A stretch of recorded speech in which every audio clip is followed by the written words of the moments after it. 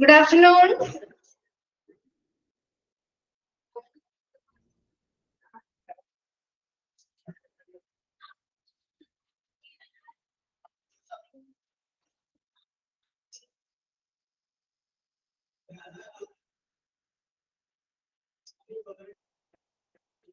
Okay. നമ്മൾ കഴിഞ്ഞ ക്ലാസ്സിൽ ഏതാണ് എടുത്തുകൊണ്ടിരുന്നത്? ഏത് ചാപ്റ്റർ പുതിയതായിട്ട് സ്റ്റാർട്ട് ചെയ്തേ? ആക്സിഡന്റ് ആൻഡ് എമർജൻസി ഡിപ്പാർട്ട്മെന്റ് അല്ലേ? അല്ല, നമ്മൾ ഇൻട്രൊഡക്ഷൻ മാത്രമല്ലേ കഴിഞ്ഞ ക്ലാസ്സിൽ പറഞ്ഞുള്ളൂ? ഇൻട്രൊഡക്ഷൻ മാത്രമല്ലേ പറഞ്ഞുള്ളൂ?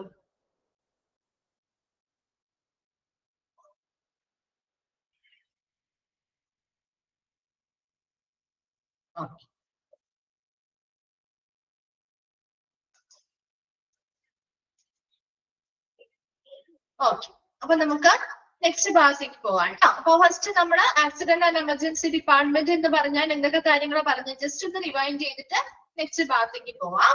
അപ്പൊ ഇൻട്രൊഡക്ഷൻ ആണ് നമ്മൾ കഴിഞ്ഞ ക്ലാസ്സിൽ പറഞ്ഞത്. അപ്പൊ ആക്സിഡന്റ് ആൻഡ് എമർജൻസി ഡിപ്പാർട്ട്മെന്റ് എന്ന് പറഞ്ഞാൽ എന്തിനു വേണ്ടിയിട്ടുള്ള ഡിപ്പാർട്ട്മെന്റാ, അല്ലെങ്കിൽ എന്താണ് അതിന്റെ പ്രധാന പർപ്പസ്? ആ ഒരു ഡിപ്പാർട്ട്മെന്റിന്റെ പ്രധാന ഉദ്ദേശം എന്താണ് എന്ന് പറഞ്ഞേ? എന്താണ്?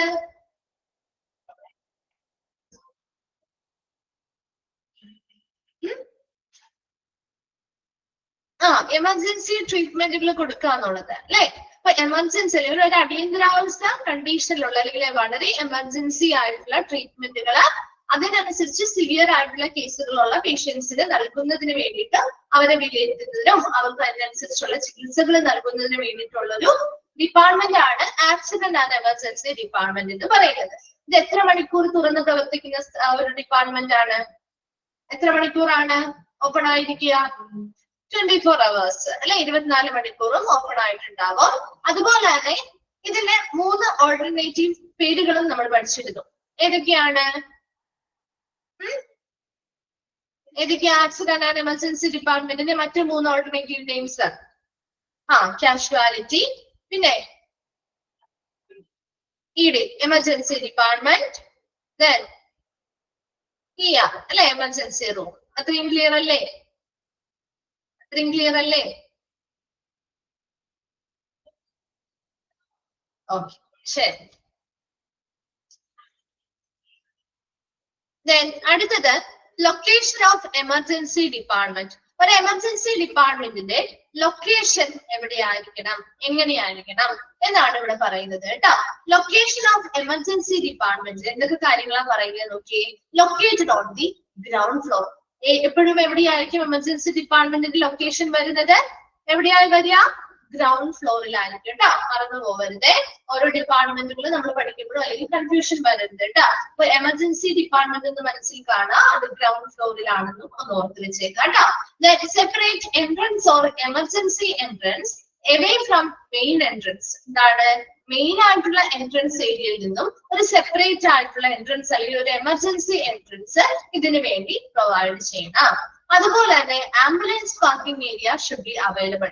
കാരണം നമുക്കറിയാം, ഒരു ആക്സിഡന്റ് ആൻഡ് എമർജൻസി ഡിപ്പാർട്ട്മെന്റിൽ കാഷ്വാലിറ്റിക്ക് വരുന്ന പേഷ്യൻസ് എന്ന് പറഞ്ഞാൽ ഗുരുതരമായിട്ടുള്ള സീരിയസ് ആയിട്ടുള്ള കണ്ടീഷൻസ് ഉള്ള പേഷ്യൻസ് ആണ് അല്ലെ? അപ്പൊ സ്വാഭാവികമായിട്ടും കൂടുതൽ ആളുകളും വാഹനങ്ങളിൽ അല്ലെങ്കിൽ ഇപ്പൊ ആംബുലൻസുകളിലായിരിക്കും കൂടുതൽ ആളുകളെയും കൊണ്ടുവരിക. അപ്പൊ അതുകൊണ്ട് തന്നെ ആ ആംബുലൻസിനെ പാർക്ക് ചെയ്യാനും മതിയായിട്ടുള്ള സ്പേസും കാര്യങ്ങളൊക്കെ അവൈലബിൾ ആണെങ്കിൽ മാത്രമേ നമുക്ക് പേഷ്യൻസിനെ പെട്ടെന്ന് തന്നെ ഷിഫ്റ്റ് ചെയ്ത് ആ ഒരു ഡിപ്പാർട്ട്മെന്റിലേക്ക് എത്തിക്കാൻ പറ്റുള്ളൂ അല്ലെ? അപ്പൊ അതുകൊണ്ട് ആംബുലൻസ് പാർക്കിംഗ് ഏരിയ മതിയായ രീതിയിൽ അവിടെ ഉണ്ടായിരിക്കണം അല്ലെങ്കിൽ ലഭ്യമായിരിക്കണം. അതുപോലെ തന്നെ well marked proper lighting and signs. എന്താ? നമുക്ക് വളരെ എവിടെ ദൂരെ നിന്ന് നോക്കിയാൽ പോലും ഇതൊരു അത്യാഹിത വിഭാഗമാണ് അല്ലെങ്കിൽ ഒരു കാഷ്വാലിറ്റി ആണ് എന്ന് മനസ്സിലാവുന്ന രീതിയിൽ വളരെ നല്ല രീതിയിൽ മാർക്ക് ചെയ്ത് പ്രോപ്പർ ആയിട്ടുള്ള ലൈറ്റുകളും ബോർഡുകളും ഒക്കെ സെറ്റ് ചെയ്തിട്ടുള്ളതായിരിക്കണം ഒരു എമർജൻസി ഡിപ്പാർട്ട്മെന്റ്. അതുപോലെ easily visible and accessible from the street. നമുക്ക് സ്ട്രീറ്റിൽ നിന്ന് റോഡിൽ നിന്ന് നോക്കിയാൽ പോലും എളുപ്പത്തിൽ കാണാൻ പറ്റുന്നതും എളുപ്പത്തിൽ എത്തിച്ചേരാൻ പറ്റുന്ന ഇടത്തായിരിക്കണം ഈ ആക്സിഡന്റ് ആൻഡ് എമർജൻസി ഡിപ്പാർട്ട്മെന്റിൽ ലൊക്കേഷൻ വരേണ്ടത്. അതുപോലെ തന്നെ close to medical records department, elevators, radiology, laboratory, നോക്കിയ reduced operational cost and critical time. എന്താണ്? എന്തൊക്കെ ആയിട്ട് അടുത്തായിരിക്കണം എന്നാ പറയുന്നത്? മെഡിക്കൽ റെക്കോർഡ് ഡിപ്പാർട്ട്മെന്റ് ഇതുമായി ബന്ധപ്പെട്ട് അടുത്തായിരിക്കണം. അതുപോലെ തന്നെ എലിവേറ്റേഴ്സ് എന്ന് പറഞ്ഞാൽ ലിഫ്റ്റ് ഫെസിലിറ്റീസ് ഇതിന്റെ തൊട്ടടുത്ത് ഉണ്ടായിരിക്കണം. റേഡിയോളജി ഡിപ്പാർട്ട്മെന്റ്, ലബോറട്ടറി മുതലായവയുടെയൊക്കെ തൊട്ടടുത്തായിട്ടായിരിക്കണം ഈ ഒരു എമർജൻസി ഡിപ്പാർട്ട്മെന്റിന്റെയും ലൊക്കേഷൻ വരേണ്ടത്. അത് എന്തിനു വേണ്ടിയിട്ടാ? Reduce operational cost and critical time. എന്താ? ആ പേഷ്യന്റിന് കൊടുക്കുന്ന പ്രവർത്തനങ്ങൾ, അവർക്ക് കൊടുക്കുന്ന ട്രീറ്റ്മെന്റുകളോ പ്രൊസീജിയേഴ്സിന്റെ ഒക്കെ ആ ഒരു എന്താണ് പ്രവർത്തന ചിലവ് കുറയ്ക്കാനും, അതുപോലെ തന്നെ നമുക്ക് ക്രിട്ടിക്കൽ ടൈമിൽ ഏറ്റവും ഇമ്പോർട്ടന്റ് നിർണായകമായിട്ടുള്ള ഒരു സമയം കുറവാക്കാനും വേണ്ടി അല്ലെങ്കിൽ കുറയ്ക്കാനും വേണ്ടിയിട്ടാണ്. നമ്മളിപ്പോ ഒരു എന്താണ് റേഡിയോളജി ഡിപ്പാർട്ട്മെന്റ് ദൂരെയാണ്, മെഡിക്കൽ റെക്കോർഡ് ഡിപ്പാർട്ട്മെന്റ് ദൂരെയാണ്, അവിടെ നിന്നൊരു മെഡിക്കൽ റെക്കോർഡ് പേഷ്യൻസിന്റെ ഉണ്ടെന്നുണ്ടെങ്കിൽ അത് കൊണ്ടുവരാൻ, അല്ലെങ്കിൽ ഇപ്പൊ ഒരു ലബോറട്ടറിയിൽ നിന്നുള്ള ഒരു റിസൾട്ട് കിട്ടാൻ ഒക്കെ ഒരുപാട് സമയം വൈകുന്നതിനനുസരിച്ച് പേഷ്യൻസിന്റെ ആ സർവൈവൽ ചാൻസും കുറയാൻ സാധ്യതയുണ്ട്. അപ്പൊ അതുകൊണ്ട് തന്നെ പേഷ്യൻസിന് ബെറ്റർ ആയിട്ടുള്ള ട്രീറ്റ്മെന്റ് ഉടനെ കൊടുക്കണമെങ്കിൽ ഇത്തരത്തിലുള്ള ഫെസിലിറ്റി എല്ലാം തൊട്ടടുത്ത് തന്നെ ഉണ്ടെങ്കിൽ ആ സമയം നമുക്ക് എന്ത് ചെയ്യാൻ പറ്റും? ലാഭിക്കാൻ പറ്റും. അതുപോലെ തന്നെ അവരുടെ പ്രവർത്തനവുമായി ബന്ധപ്പെട്ട കാര്യങ്ങൾ വേഗത്തിൽ നമുക്ക് കൊടുക്കാനും സാധിക്കും. അപ്പോ ലൊക്കേഷൻ ഓഫ് എമർജൻസി ഡിപ്പാർട്ട്മെന്റിൽ നമ്മൾ എന്തൊക്കെ കാര്യങ്ങൾ പറഞ്ഞു? ഏതാണ് ലൊക്കേഷൻ വരേണ്ടത്? Location on the ground floor. Ground ഫ്ലോറിലാണ് ഇമ്പോർട്ടന്റ് ആയിട്ട് ഏറ്റവും ഇമ്പോർട്ടന്റ് ആയിട്ട് പഠിക്കാനുള്ളതാണ് കേട്ടോ. ഗ്രൗണ്ട് ഫ്ലോറിലാണ് ലൊക്കേഷൻ വരുന്നത്. അതുപോലെ മെയിൻ എൻട്രൻസ് ഏരിയയിൽ നിന്നും സെപ്പറേറ്റ് ആയിട്ട് കാഷ്വാലിറ്റിക്ക് അല്ലെങ്കിൽ എമർജൻസി ഡിപ്പാർട്ട്മെന്റിന് വേണ്ടിയിട്ട് ഒരു സെപ്പറേറ്റ് എൻട്രൻസ് അവൈലബിൾ ആയിരിക്കണം. അതുപോലെ തന്നെ ആംബുലൻസിന് പാർക്ക് ചെയ്യാനായിട്ടുള്ള മതിയായ ഏരിയ ലഭ്യമായിരിക്കണം. അതുപോലെ well marked proper lighting and signs, ശരിയായ രീതിയിൽ നല്ല രീതിയിൽ മാർക്ക് ചെയ്തിട്ടുള്ള ശരിയായ ലൈറ്റിങ്ങും കാര്യങ്ങളും വെച്ച് ശരിയായ രീതിയിൽ ബോർഡുകളും കാര്യങ്ങളൊക്കെ വെച്ച് സെറ്റ് ചെയ്തിട്ടുണ്ടായിരിക്കണം. അതുപോലെ സ്ട്രീറ്റിൽ നിന്ന് നോക്കിയാൽ പോലും നമുക്ക് എളുപ്പത്തിൽ ദൃശ്യമാകുന്നവയായിരിക്കണം. എളുപ്പത്തിൽ നമുക്ക് അവിടെ അക്സസിബിൾ ആക്കാനും സാധിക്കണം, അല്ലെങ്കിൽ എത്തിച്ചേരാനും പറ്റുന്നിടത്തായിരിക്കണം ഈ ഒരു എമർജൻസി ഡിപ്പാർട്ട്മെന്റിൽ ലൊക്കേഷൻ വരേണ്ടത്. അതുപോലെ തന്നെ ക്ലോസ് മെഡിക്കൽ റെക്കോർഡ് ഡിപ്പാർട്ട്മെന്റിനോടും എലിവേറ്റേഴ്സ് അല്ലെങ്കിൽ ലിഫ്റ്റ് സൗകര്യങ്ങളോടും റേഡിയോളജി, ലബോറട്ടറി മുതലായ ഡിപ്പാർട്ട്മെന്റുകളോടൊക്കെ വളരെ അടുത്തായിരിക്കണം ഈ ഒരു എമർജൻസി ഡിപ്പാർട്ട്മെന്റിന്റെ സ്ഥാനം വരേണ്ടത്. അതിലൂടെ നമുക്ക് ക്രിട്ടിക്കൽ ടൈം, നിർണായക സമയവും പ്രവർത്തന ചിലവും ഒക്കെ ഒരു പരിധി വരെ ചെയ്യാൻ പറ്റും, കുറയ്ക്കാനായിട്ട് പറ്റും. ക്ലിയർ ആണോ? Location of emergency department clear ആണോ? ഒന്ന് വേഗം വായിച്ചു നോക്കി, എന്നിട്ടൊന്ന് റിപ്ലൈ ചെയ്യണം കേട്ടോ. വായിച്ചു കഴിയുമ്പോൾ ഒന്ന് റിപ്ലൈ ചെയ്യണേ.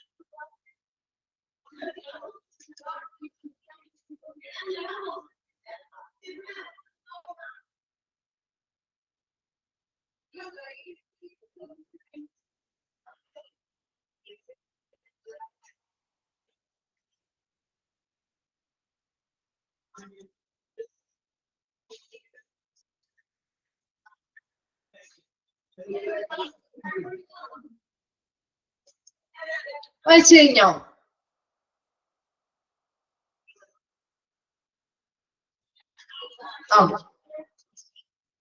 ക്ലിയർ അല്ലേ?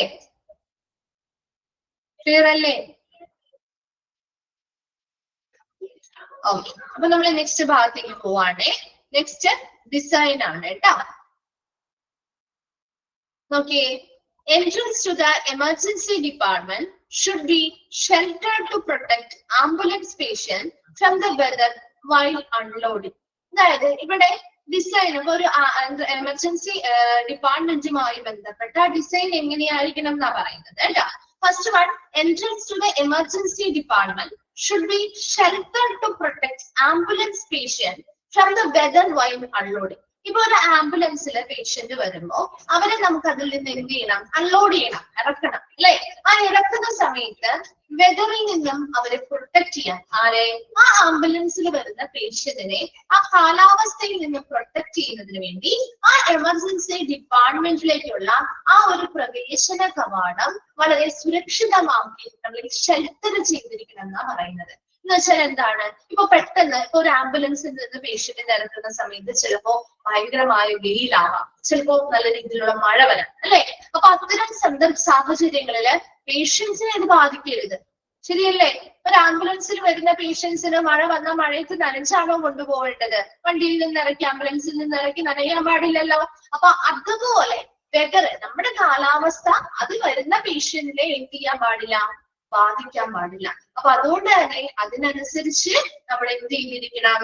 ആ ഷെൽട്ടറുകള് ആ ഒരു ആംബുലൻസിന്റെ എമർജൻസി പേഷ്യൻസിനെ കൊണ്ടുവരുമ്പോ അവർ ഇറക്കുന്ന സ്ഥലത്തൊക്കെ ആ ഒരു എൻട്രൻസ് ഏരിയയിൽ വളരെ നല്ല രീതിയിൽ തന്നെ ഷെൽട്ടർ ചെയ്ത് ആ പേഷ്യന്റിനെ പ്രൊട്ടക്ട് ചെയ്യുക എന്നാണ് ഒന്നാമത് പറയുന്നത്. ക്ലിയർ ആണോ? ഫസ്റ്റ് പോയിന്റ് മനസ്സിലായോ?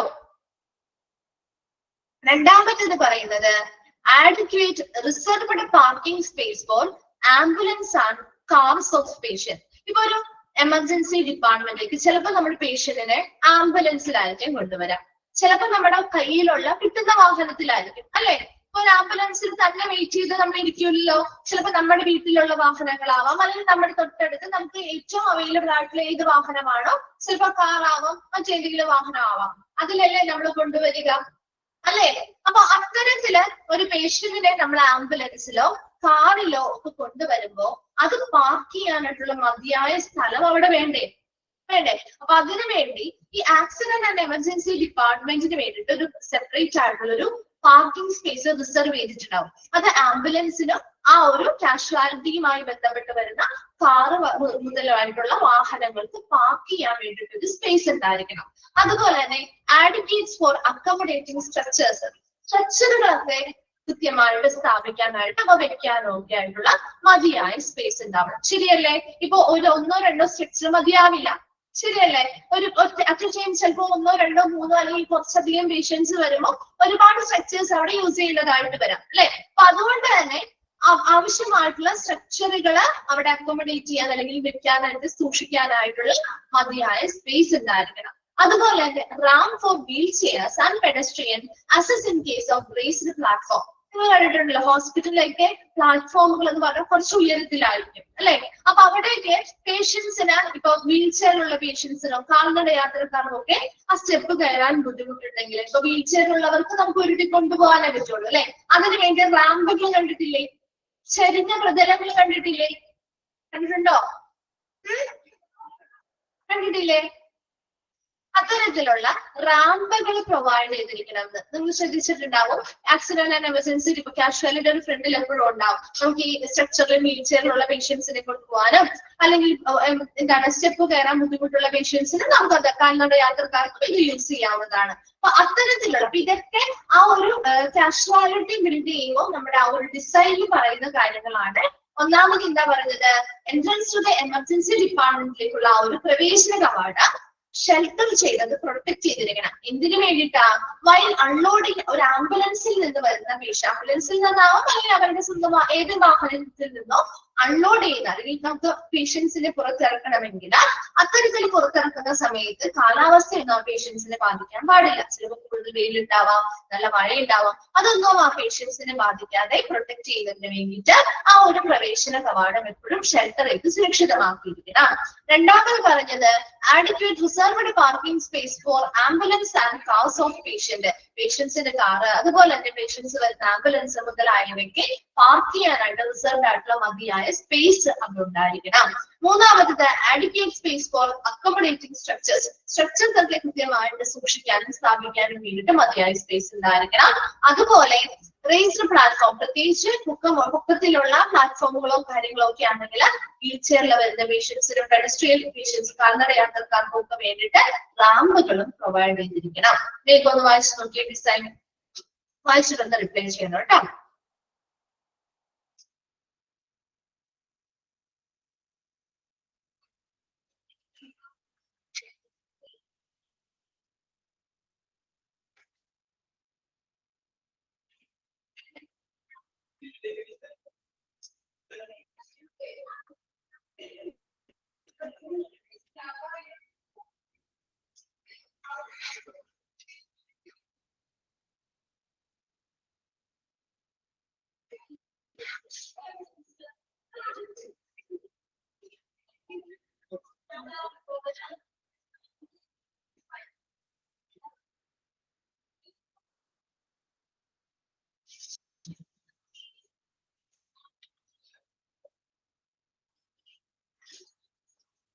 വായിച്ചു കഴിഞ്ഞോ?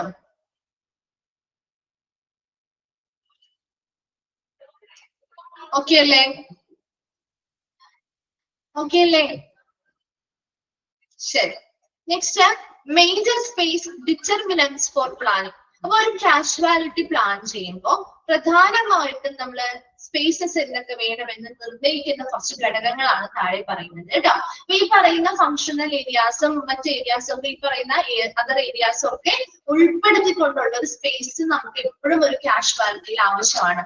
ഇത്തരം കാര്യങ്ങളൊക്കെ അടിസ്ഥാനമാക്കി വേണം ഒരു കാഷ്വാലിറ്റി പ്ലാൻ ചെയ്ത് അവിടെ വരാനായിട്ട് അല്ലെങ്കിൽ കൊണ്ടുവരാനായിട്ട്. അപ്പൊ അതിന് വേണ്ടിയിട്ടുള്ള ഏരിയാസ്, ഫങ്ഷണൽ ഏരിയാസും അതർ ഏരിയാസും ആണ് നമ്മൾ ഇത് നോക്കുന്നത് കേട്ടോ. അപ്പൊ ഫങ്ഷണൽ ഏരിയാസിൽ ഉൾപ്പെടുന്നവ ഏതാ, അതുപോലെ തന്നെ അതർ ഏരിയാസിൽ ഉൾപ്പെടുന്നവ ഏതൊക്കെയാണ് എന്നൊക്കെ ചോദിക്കാറുണ്ട് കേട്ടോ. അപ്പൊ അതുകൊണ്ടാണ് ജസ്റ്റ് അതിന്റെ ആ ഏരിയാസ് ഏതൊക്കെയാണെന്ന് മാത്രം പഠിച്ചാൽ മതി. അത് എന്താണെന്നൊന്നും നിങ്ങൾക്ക് അറിയേണ്ട ആവശ്യമില്ല. പക്ഷെ ആ ഫങ്ഷണൽ ഏരിയയിൽ ഉൾപ്പെടുന്നവ ഏതാണ്, അതർ ഏരിയാസിൽ വരുന്നത് ഏതാണെന്നൊന്നും മനസ്സിലാക്കി വെച്ചേക്കണം കേട്ടോ. അപ്പൊ ഫങ്ഷണൽ ഏരിയ എന്ന് പറയുമ്പോൾ ആംബുലൻസ് ആൻഡ് ആംബുലേറ്ററി എൻട്രൻസ്. എന്താ വരുന്ന ആംബുലൻസിനും അതുപോലെ തന്നെ ആംബുലൻസിൽ വരുന്ന പേഷ്യൻസിന് ഇപ്പോ എന്താണ് വരുന്ന പേഷ്യൻസിനൊക്കെ സ്വാഭാവികമായിട്ടും നടന്നു പോകാൻ പറ്റുന്ന മൂവബിൾ ആയിട്ടുള്ള പേഷ്യൻസ് ആണ്. അപ്പൊ ഓക്കെ ആണ്, മൂവ്മെന്റ് ഓക്കെ ആണെന്നുണ്ടെങ്കിൽ അത്തരത്തിലുള്ള പേഷ്യൻസിനൊക്കെ പ്രവേശിക്കാനുള്ള ഒരു സ്പേസ് വേണം ഇല്ലേ? ആംബുലൻസിൽ നിന്ന് പേഷ്യൻസിനെ ഇറക്കാനും അവരെ കൊണ്ടുപോകാത്തേക്ക് പ്രവേശിപ്പിക്കാനുള്ള ഒരു സ്പേസ് വേണം വേണ്ടേ? അല്ലെങ്കിൽ ഒരു ഏരിയ വേണമല്ലോ. ഇതെല്ലാം ഒരു കാഷ്വാലിറ്റിയുടെ ഭാഗമായിട്ട് വരുന്ന ഏരിയാസ് ആണല്ലോ നമ്മൾ പറയുന്നത്. ഒന്നാമത്തെ ഫങ്ഷണൽ ഏരിയ എന്താ? ആംബുലൻസിൽ വരാനും ആംബുലൻസിൽ നിന്ന് വരുന്ന പേഷ്യൻസിനെ അവിടെ വരുന്ന പേഷ്യൻസിനുള്ള എൻട്രൻസ് ഏരിയ അല്ലെങ്കിൽ അവർക്കുള്ള ഒരു പ്രവേശന ഏരിയ ഉണ്ടായിരിക്കണം. ക്ലിയർ അല്ലേ? ഫസ്റ്റ് വൺ മനസ്സിലായോ? അതെ, ഒന്നാമത്തത് എന്താന്നുള്ളത് ജസ്റ്റ് നിങ്ങൾ അത് എന്താണെന്ന് മാത്രം മനസ്സിലാക്കി വെച്ചാൽ മതി കേട്ടാ. രണ്ടാമത്തത് reception, trials or waiting areas. Reception area വേണം. കാഷ്വാലിറ്റി റിസപ്ഷൻ ഏരിയ കണ്ടിട്ടില്ലേ? കണ്ടിട്ടുണ്ടോ? റിസപ്ഷൻ ഏരിയ വേണം. അതുപോലെ തന്നെ ട്രയേജ് എന്ന് പറഞ്ഞാല് ട്രയേജിന് വേണ്ടിയിട്ട് ഒരു പ്രത്യേക ഏരിയ ഉണ്ട് കേട്ടോ. ട്രയേജ് എന്ന് പറഞ്ഞാൽ നമുക്ക് ഇനി പഠിക്കാനുണ്ടേ. ട്രയേജ് എന്ന് പറഞ്ഞാൽ ഇത്ര മാത്രമേ നിങ്ങൾ ട്രയേജ് എന്ന് ഓർക്കുമ്പോൾ നിങ്ങൾ മനസ്സിലാക്കേണ്ടത് പേഷ്യൻസിനെ സോർട്ട് ചെയ്യുന്നു അല്ലെങ്കിൽ തരംതിരിക്കുന്നു. എന്തിന്റെ അടിസ്ഥാനത്തിലായിരിക്കും പേഷ്യൻസിനെ തരംതിരിക്കുക? ഒരു കാഷ്വാലിറ്റിയിൽ വരുന്ന പേഷ്യന്റ് എന്ന് പറയുമ്പോൾ നമുക്കറിയാം സീരിയസ് ആയിട്ടുള്ള ഇമ്മീഡിയറ്റ് ആയിട്ടുള്ള ട്രീറ്റ്മെന്റ് ആവശ്യമായി എമർജൻസി ട്രീറ്റ്മെന്റുകൾക്ക് വേണ്ടിയിട്ടാണ് വരുന്ന പേഷ്യൻസ് എല്ലാവരും അല്ലെ? എമർജൻസി പേഷ്യൻസ്, അതായത് ഇപ്പോൾ അറ്റ് എ ടൈം ഒരു 10 പേര് ഒരുമിച്ച് വരികയാണെന്ന് വിചാരിക്കുക ഒരു കാഷ്വാലിറ്റിയിലേക്ക്. അതിൽ നമ്മൾ ആർക്ക് ഫസ്റ്റ് കൊടുക്കും? ആർക്കാ നമ്മൾ ആദ്യം ട്രീറ്റ്മെന്റ് കൊടുക്കേണ്ടത്? ആർക്കാ കൊടുക്കേണ്ടത്? ഒന്ന് പറഞ്ഞേ. ഒരു കാഷ്വാലിറ്റിയിലേക്ക് അറ്റ് എ ടൈം ഒരുപാട് പേര് വരുന്നുണ്ട് അല്ലേ? വരുന്നില്ലേ? ഓരോരുത്തരായിട്ടാണ് അവർ അതിനുള്ളിലേക്ക് കയറ്റുന്നതും ട്രീറ്റ്മെന്റ് കൊടുക്കുന്നതും. ഒരുപാട് പേര് ഒരുമിച്ച് വരുമ്പോ നമ്മൾ ആ വന്നിരിക്കുന്നതിൽ ആർക്കാണ് ഏറ്റവും ഇമ്പോർട്ടന്റ് ആയിട്ട് ഫസ്റ്റ് നമ്മൾ ട്രീറ്റ്മെന്റ് കൊടുക്കേണ്ടത്? ആർക്കാണ് ഏറ്റവും കൂടുതൽ? അതെ, അവരുടെ സിവിയറിറ്റി നോക്കിയിട്ട് അല്ലെ? ആ വരുന്ന പേഷ്യൻസിന്റെ കണ്ടീഷൻ എങ്ങനെയാണ്, അവരുടെ എമർജൻസി സിറ്റുവേഷൻ എങ്ങനെയാണ്, അതിൽ ഏറ്റവും കൂടുതൽ ലൈഫ് ത്രെറ്റനിങ് ആയിട്ടുള്ള കേസുകൾ ഏതൊക്കെയാണ് അല്ലെ? അത് നോക്കിയിട്ട് ഏറ്റവും കൂടുതൽ ഇമ്പോർട്ടന്റ് ആയിട്ടുള്ള അല്ലെങ്കിൽ ഏറ്റവും കൂടുതൽ അവരുടെ തീവ്രതയ്ക്ക് അനുസരിച്ച് ഏറ്റവും ഇമ്പോർട്ടന്റ് ആയിട്ട് നിൽക്കേണ്ട അല്ലെങ്കിൽ ഏറ്റവും ആദ്യം നമ്മൾ ആർക്കാണോ എമർജൻസി ട്രീറ്റ്മെന്റ് കൊടുക്കേണ്ടത് ആ വ്യക്തിക്കല്ലേ ആദ്യം കൊടുക്കേണ്ടത് അല്ലേ? അല്ലേ? ആ വ്യക്തിക്കല്ലേ ആദ്യം കൊടുക്കേണ്ടത്. സോ അങ്ങനെ നമ്മൾ പേഷ്യൻസിനെ അവരുടെ കണ്ടീഷൻ അനുസരിച്ച് തരംതിരിക്കുന്നതിനെയാണ് ട്രയേജ് എന്ന് പറയുന്നത്, സോർട്ട് ചെയ്യുന്നതിനെയാണ്. മനസ്സിലായോ ട്രയേജ് എന്താന്നുള്ളത്? അപ്പൊ അതിന് വേണ്ടിയിട്ട് നമ്മുടെ കാഷ്വാലിറ്റിയിൽ ഒരു ട്രയേജ് ഏരിയ ഉണ്ടാവും. മനസ്സിലാവുന്നുണ്ടോ? വരുന്ന എല്ലാ പേഷ്യൻസിനെയും ഡോക്ടേഴ്സ് അവിടെയുള്ള കൺസൾട്ടൻസി പരിശോധിച്ച് ആ ഒരു ട്രയേജിന് വേണ്ടി സ്പെഷ്യലൈസ്ഡ് ആയിട്ടുള്ള നല്ല രീതിയിൽ എക്സ്പീരിയൻസ്ഡ് ആയിട്ടുള്ള സ്റ്റാഫുകൾ ഉണ്ടാവും കേട്ടോ. അവരാണ് ഈ പേഷ്യൻസിന്റെ മറ്റു കാര്യങ്ങളെല്ലാം നോക്കിയിട്ട് ഈ പേഷ്യന്റിന് ലൈഫ് ത്രെറ്റനിങ് കണ്ടീഷൻ ആണോ, ഒരു ഉടനെ തന്നെ നമുക്ക് ഒരു റെസിസ്റ്റേഷനോ അല്ലെങ്കിൽ ഒരു അക്യൂട്ട് ട്രീറ്റ്മെന്റോ കാര്യങ്ങളോ സ്റ്റാർട്ട് ചെയ്യേണ്ടതായിട്ടുണ്ടോ? അങ്ങനെയാണെങ്കിൽ ആ വരുന്ന പേഷ്യൻസിൽ പ്രയോറിറ്റി അനുസരിച്ച് അവർക്ക് ആർക്കാണോ ഏറ്റവും ഇമ്പോർട്ടന്റ് ആയിട്ടുള്ള ട്രീറ്റ്മെന്റ് ആദ്യം കൊടുക്കേണ്ടത് അവർക്കായിരിക്കും ആദ്യത്തെ പ്രയോറിറ്റി കൊടുക്കുക, ആദ്യം ട്രീറ്റ്മെന്റ് നമ്മൾ പ്രൊവൈഡ് ചെയ്യുന്നത്. മനസ്സിലാവുന്നുണ്ടോ? അതിന് വേണ്ടിയിട്ട് ഒരു ട്രയേജ് ഏരിയയും ഒരു നമ്മുടെ ഒരു കാഷ്വാലിറ്റിയിൽ ഉണ്ടായിരിക്കും. അതുപോലെ തന്നെ വെയിറ്റിംഗ് ഏരിയ ഉണ്ടായിരിക്കും. ഇതൊക്കെ ഒരു കാഷ്വാലിറ്റിയുടെ ഭാഗമായിട്ട് വേണ്ട ഫങ്ഷണൽ ഏരിയാസ് ആണ് പറയുന്നത്. അത് ക്ലിയർ ആയോ? Reception, triage, waiting area clear ആയോ? ട്രയേജ് ഇനി മിക്ക ചാപ്റ്ററിലും വരുന്നുണ്ട് കേട്ടോ. അതൊന്ന് മനസ്സിലാക്കി വെച്ചേക്കണേ. അതിനുവേണ്ടി കാഷ്വാലിറ്റിയിൽ ഒരു ഏരിയ ഉണ്ട്. ട്രയേജിന്റെ ഇനി നമ്മൾ പഠിക്കുന്നുണ്ട്. റിസപ്ഷൻ, ട്രയേജ്, അതുപോലെ ട്രീറ്റ്മെന്റ്, അതൊക്കെ നമ്മൾ ഇനി ഒന്നുകൂടി പഠിക്കുന്നുണ്ട് കേട്ടോ. അപ്പൊ ഒന്നുകൂടി മിസ് പറഞ്ഞ കേട്ടോ. ഓക്കെ, മൂന്നാമത്തത് ഒരു അഡ്മിനിസ്ട്രേറ്റീവ് ഏരിയ വേണം. അടുത്തത് ഒരു റെസിസിറ്റേഷൻ ഏരിയ. എന്താ റെസിസിറ്റേഷൻ ഏരിയ? പുനരുജ്ജീവന ഏരിയ. അതായത് ഇപ്പൊ ഒരു എമർജൻസി സിറ്റുവേഷൻ ആണ്, ഇപ്പൊ ഒരു ഇമ്മീഡിയറ്റ് ആയിട്ടുള്ള എന്തെങ്കിലും ട്രീറ്റ്മെന്റുകളോ എമർജൻസി, ഇപ്പൊ ഒരു എക്സാമ്പിൾ പറയാണ്, ഒരു കാർഡിയാക് അറസ്റ്റ് വന്നൊരു വ്യക്തിയാണെന്നുണ്ടെങ്കിൽ അവർക്ക് മതിയായിട്ടുള്ള ആ ഒരു CPR കൊടുക്കാൻ, അല്ലെങ്കിൽ അതുമായി ബന്ധപ്പെട്ട കാർഡിയാക് മോണിറ്ററുകൾ, കാര്യങ്ങൾ, അങ്ങനെയുള്ള ഇമ്മീഡിയറ്റ് ആയിട്ടുള്ള ട്രീറ്റ്മെന്റ് കൊടുക്കുന്നതിന് വേണ്ടിയുള്ള എക്യുപ്മെന്റ്സും കാര്യങ്ങളൊക്കെ സജ്ജമാക്കി അവർക്ക് ആ ഒരു ലൈഫ് ത്രെറ്റനിങ് ആയിട്ടുള്ള കണ്ടീഷനിൽ നിന്ന് റിക്കവർ ആവാൻ വേണ്ടിയിട്ടുള്ള കാര്യങ്ങൾ ചെയ്തു കൊടുക്കുന്ന ഒരു റെസിസിറ്റേഷൻ ഏരിയ ആ ഒരു കാഷ്വാലിറ്റിയിൽ ഉണ്ടായിരിക്കും. അപ്പൊ വരുന്ന പേഷ്യന്റിനെ ഈ ട്രയേജ് ചെയ്ത് കഴിയുമ്പോൾ ഏതാണെന്നുള്ളത് നമുക്ക് മനസ്സിലാവും. അങ്ങനെ അതിനനുസരിച്ച് പേഷ്യന്റിനെ അങ്ങനെ ഓരോ സ്ഥലത്തേക്ക് എന്ത് ചെയ്യും, നമ്മള് വേർതിരിച്ചു വിടുകയാണ് ചെയ്യണം. മനസ്സിലായോ? ഇനി acute treatment area of non ambulant patients. Ambulant പേഷ്യൻസും നോൺ ആംബുലന്റ് പേഷ്യൻസും എന്താണെന്ന് മനസ്സിലാക്കണം. ആംബുലന്റ് പേഷ്യൻസ് എന്ന് പറഞ്ഞാല് they can walk. അവർക്ക് നമ്മുടെ കാഷ്വാലിറ്റിയിലേക്ക് ഒരാളുടെ സഹായം ഉണ്ടെങ്കിൽ നടന്നു വരാം. മനസ്സിലാവുന്നുണ്ടോ? നടന്നു വരാം. അതുപോലെ തന്നെ മൂവ് ഇൻഡിപെൻഡന്റ്ലി, മറ്റാരുടെ സഹായമില്ലെങ്കിൽ പോലും ചിലപ്പോൾ അവർക്ക് നടക്കാനായിട്ട് പറ്റും. ഔട്ട് പേഷ്യന്റ് ബേസിസിലുള്ള ഒരു ട്രീറ്റ്മെന്റ് മതിയാകും അവർക്ക്. അത്തരത്തിലുള്ള പേഷ്യൻസിനെയാണ് ആംബുലന്റ് പേഷ്യൻസ് എന്ന് പറയുന്നത്. ക്ലിയർ ആയോ? അത് മനസ്സിലാക്കിയിരിക്കണോണ്ട് അതിന്റെ ഡിഫറൻസ്. ആംബുലന്റ് പേഷ്യൻസ് എന്ന് പറഞ്ഞാൽ they can walk and move independently. മനസ്സിലായോ? ആ ടിപ്പിക്കലി റിസീവ് ഔട്ട് പേഷ്യന്റ് ബേസിസിലുള്ള കെയർ അവർക്ക് മതിയാകും. ക്ലിയർ ആണോ? ആംബുലന്റ് പേഷ്യൻസ് എന്താന്നുള്ളത്. ഇനി നോൺ ആംബുലന്റ് പേഷ്യൻസ് എന്ന് പറയുമ്പോൾ അപ്പൊ എന്തായിരിക്കും? നേരെ ഓപ്പോസിറ്റ്. എന്തായിരിക്കും അപ്പൊ non ambulant patients? Non ambulant patients എന്താന്ന് മനസ്സിലായോ? അതിന്റെ നേരെ ഓപ്പോസിറ്റ് പറഞ്ഞേ. നോൺ ആംബുലന്റ് പേഷ്യൻസ് എന്ന് പറയുമ്പോൾ എന്താ? അവർക്ക് മൂവ്മെന്റ് ഇൻഡിപെൻഡന്റ് ആയിട്ട് ചെയ്യാൻ പറ്റുമോ? നടന്നു പോകാൻ പറ്റുമോ? അതെ, സ്വയം ചെയ്യാൻ പറ്റാത്ത, അല്ലെങ്കിൽ എന്താണ്, ഒരു ലിമിറ്റഡ് മൊബിലിറ്റി ആണ്. മൂവ്മെന്റിനൊക്കെ ഒരു പരിധിയുണ്ട്. ആരുടെയെങ്കിലും ഒക്കെ സഹായത്തോടു കൂടി ആയിരിക്കും അവർക്ക് ചെയ്യാൻ പറ്റുന്നത്.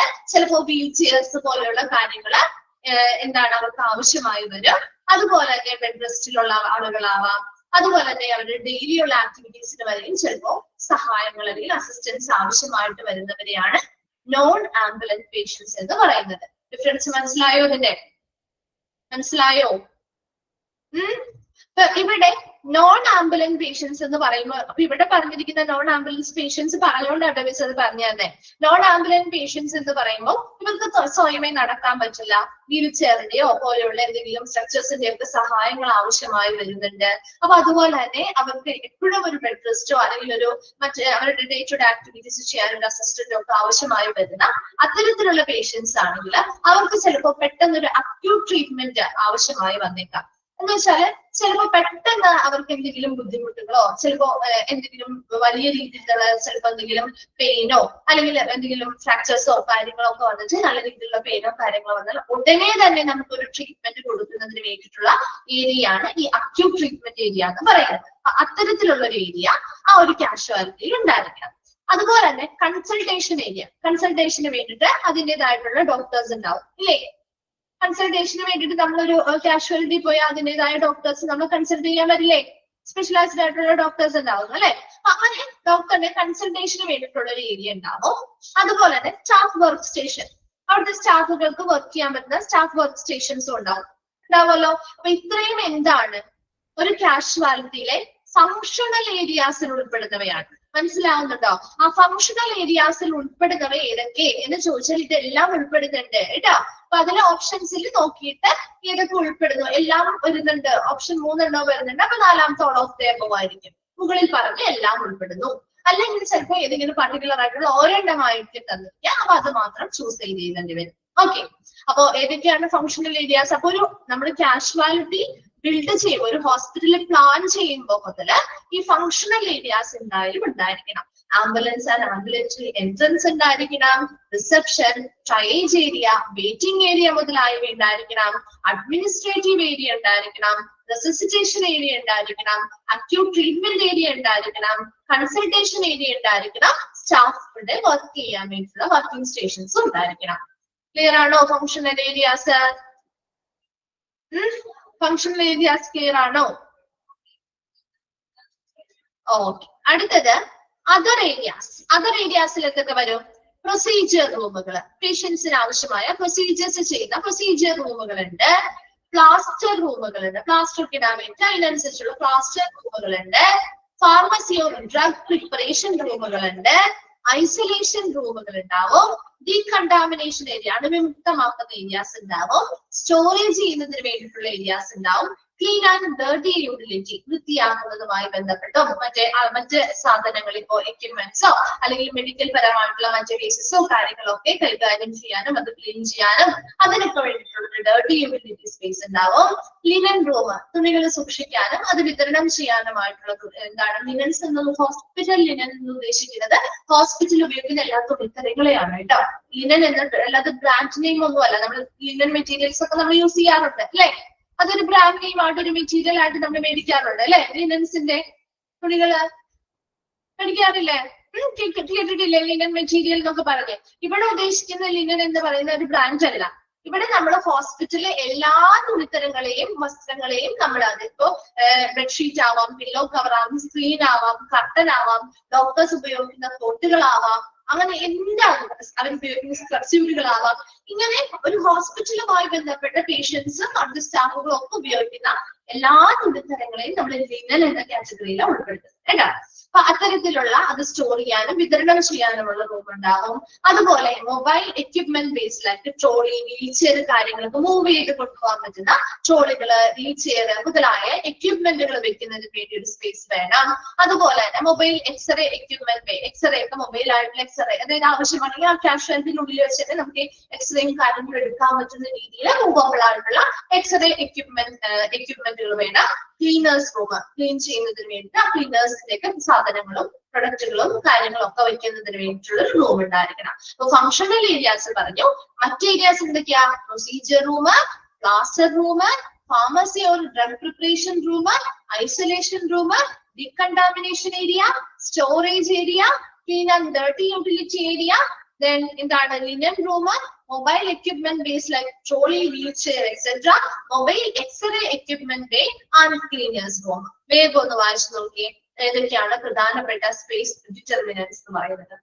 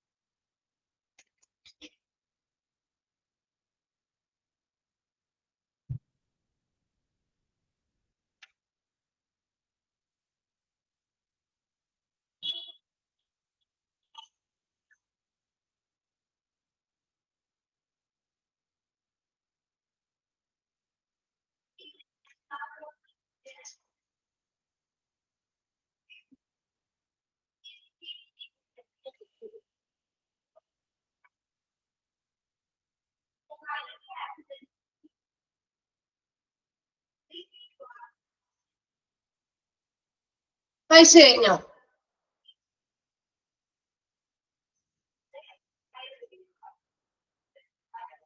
ക്ലിയറാണോ?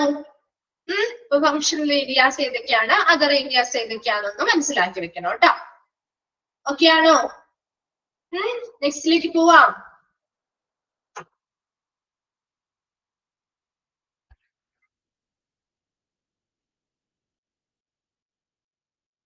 ഡീകണ്ടാമിനേഷൻ ഏരിയ എന്ന് പറഞ്ഞാൽ അണുവിമുക്തമാക്കുന്നതിന് വേണ്ടിയിട്ട്, അതായത് നമ്മുടെ പ്രൊസീജിയേഴ്സ് കാര്യങ്ങളിലേക്ക് കടക്കുന്നതിന് മുൻപായിട്ട് പേഷ്യൻസിനെ ഒന്ന് അണുവിമുക്തമാക്കുക, അതിനൊക്കെ വേണ്ടിയിട്ടുള്ള ഒരു റൂം കേട്ടോ. ഇപ്പൊ എന്തെങ്കിലും മേജർ മൈനർ ആയിട്ടുള്ള പ്രൊസീജിയേഴ്സും കാര്യങ്ങളൊക്കെ ചെയ്യുന്നുണ്ടെങ്കിൽ അതിന് മുൻപായിട്ട് പേഷ്യൻസിനെ ആ ഒരു ഏരിയാസ് ഒക്കെ ഡീകണ്ടാമിനേറ്റഡ് ആക്കാൻ വേണ്ടിയിട്ടുള്ള ഏരിയ.